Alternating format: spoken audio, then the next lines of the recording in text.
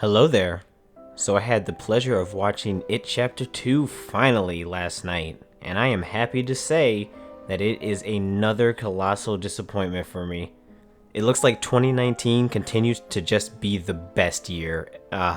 Now, going into this, I definitely had high expectations because it's the adult version of the book, and they had so much room, so much potential to do something new and fresh, especially with it being a horror movie. You know, horror movies these days have really stagnated, and I thought the first half of this, the It 2017 movie, was a really nice change of pace on all aspects, and I was just really looking forward to seeing where they were going to go with it. A shame they didn't really go very far. They decided to go with the fan servicey route for the most part, and also nonsensical as far as the plot's concerned. But what's new? That's pretty much 2019 script writing. So if you haven't seen this movie, I am going to have to go into spoilers in order to properly convey my criticisms with this movie. So if you haven't seen it yet, get the fuck out of here. Why are you even here, of all places? Yeah, go watch the movie and come back and listen to me rant if you want. Alright, let's get into this.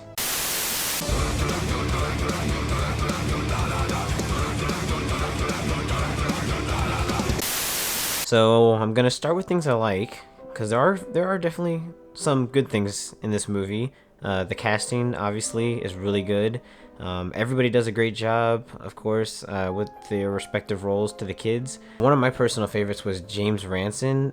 He really captured the personality of young Eddie Casbrack, as well as the physical nature. They look very similar too. It's crazy. But I thought, you know, as compared to Bill Hader, he was actually extremely funny. So I thought he was really good. Isaiah Mustafa, aka Old Spice Boy, was pretty good actually. As Mikey Hanlon, they did some stuff with his character that I actually appreciated that wasn't in the book. They deviated a little bit, and I thought it was really well handled. The additional importance to the story he had, so that was nice.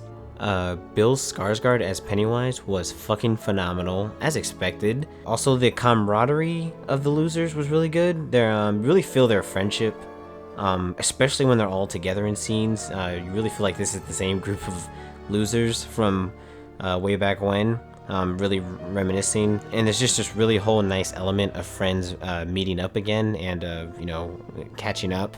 Also, the opening act of this movie is really, really, really good, which makes it even more frustrating.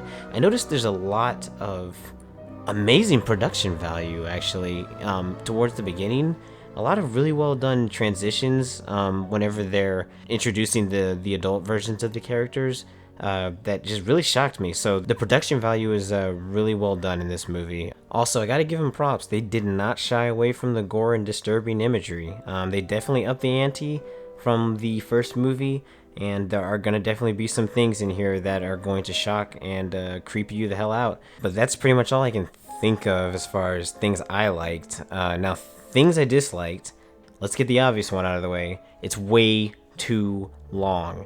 For me, it really all boils down to the script, because the justification for this runtime ultimately amounts to nothing if you're really paying attention. What do I mean by that? So a lot of the middle act kind of follows a similar theme to Endgame's time heist, where the characters all have to go locate these artifacts in order to, you know, finally defeat the big bad. But what sucks about that is that it basically doesn't matter by the time they get to the final confrontation. So you've got half a movie where it's been established by Mikey that if they don't do this, not only will more people die, they're going to die, and this is the only way to finally defeat the threat. And that basically gets thrown out the window the moment the final battle starts. So that's really frustrating. You're sitting there wasting your audience's time for nothing. There's no payoff for that. Because ultimately there's a bait and switch during the final confrontation, and the method they used to defeat Pennywise is completely unrelated to what we just spent the last hour and so minutes building up to. There's also a lot of pointless fan service that only obviously people who read the books are going to notice. Now, I guess that doesn't really matter so much because a lot of scenes still play out just fine regardless of whether you know what it is. But I feel like it was a detriment to the movie because they were trying to give the fans of this novel what they wanted, so much so that, instead of focusing on making a good script, it feels like there's just a lot of pandering going on. Also, the jump scares are out of control in this movie.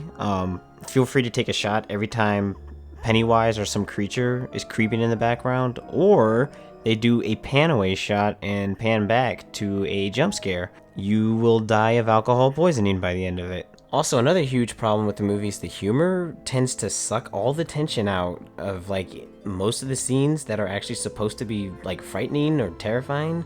There's just a lot of really ill-placed humor that it doesn't need to be there.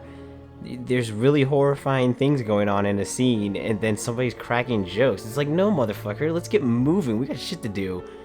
So yeah, the humor really hurts the movie.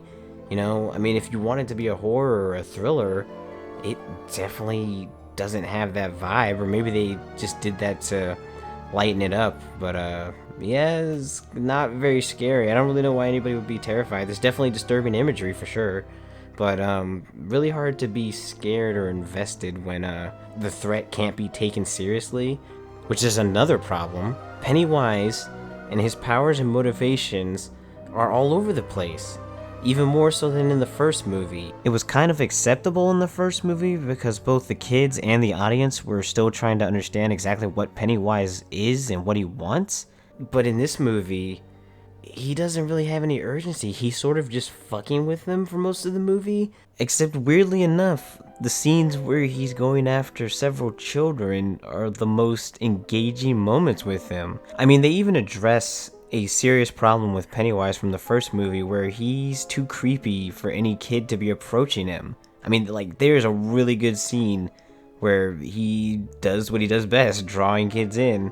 It's fantastic. But again, that scene doesn't even really matter. It's practically pointless in the grand scheme of the movie, and it's really only there for shock value. But the point I'm trying to make is he's got so many abilities at his disposal, and yet whenever he's got them cornered, they always seem to get away because he just lets them get away. And it's already been established by the end of the last movie that Pennywise knows damn well these kids can kill him or at least hurt him on some level.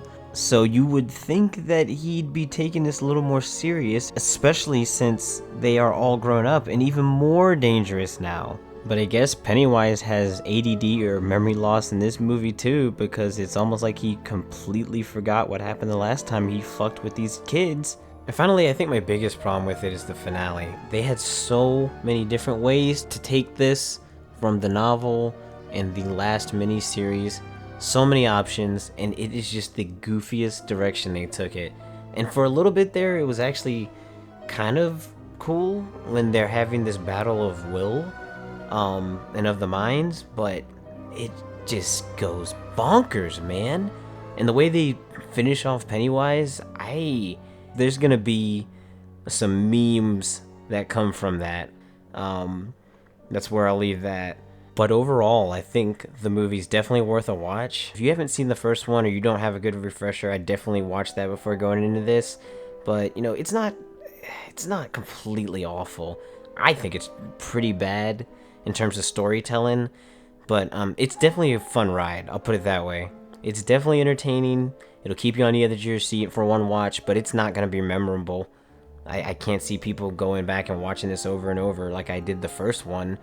It's really disappointing. I at least personally, I was really hoping they would knock it out of the park with this. But on the plus, at least there won't be a sequel. They didn't do any sequel baiting nonsense, so, 2 and done.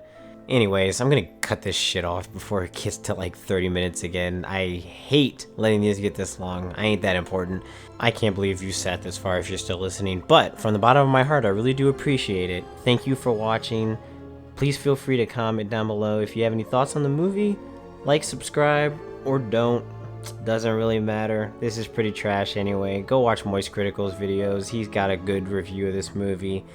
I'm peacing out. I'm gonna try not to do any more of these in the future. I'm gonna do one more for Joker, but I gotta get back to what I'm good at, my little edits. Anyways, guys, thanks again for sitting through this little rant of mine. I'll see you in the near future. You have a wonderful weekend. Peace out.